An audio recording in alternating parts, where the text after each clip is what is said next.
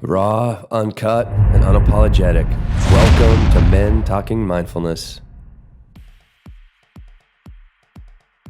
And we would have bus loads of Marines coming from 29 Palms because their pools were down and whatever else. So we were just action packed, and we would have swim qualifications with hundreds of Marines and do this, every week, all the time, getting reps. And sometimes there was two key points that were learning factors for us. And this feeds into why we started Underwater Torpedo League and Deep in Fitness, is that working at the pool back then, as a young Marine, and you would have senior Marines that would come in that had no water confidence, and you would have to deal with that and help them to learn how to swim or help them to get through this thing.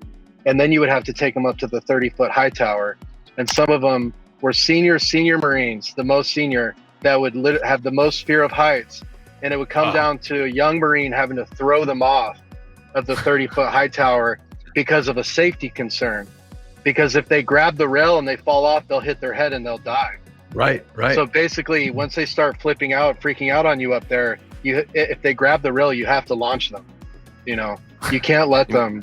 So, So if you can imagine some of the situations that took place up there, that then led to be like, okay, well, I got to figure out how to coach people and be able to talk them through doing it. So I don't have to I can't just push everyone off.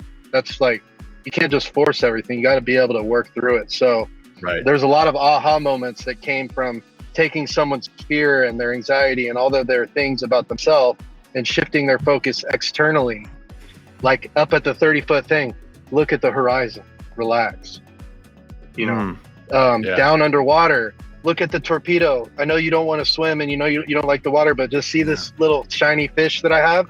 Watch me pass that to you, right? Let me see me pass that. And then now can you trust me, right? Can you come off the wall for a sec? Can you pass this with me? Can you follow me? Can you follow me across? Now I'm just hijacking their focus. And now they just swam across the pool for the first time. I've done that. I don't know how many dozens of times I've done that with people that can't swim. You just get their focus and you get them across. I've had people that are training for special operations training. They've never been able to do a 25-meter underwater. They've never been able to do a 50.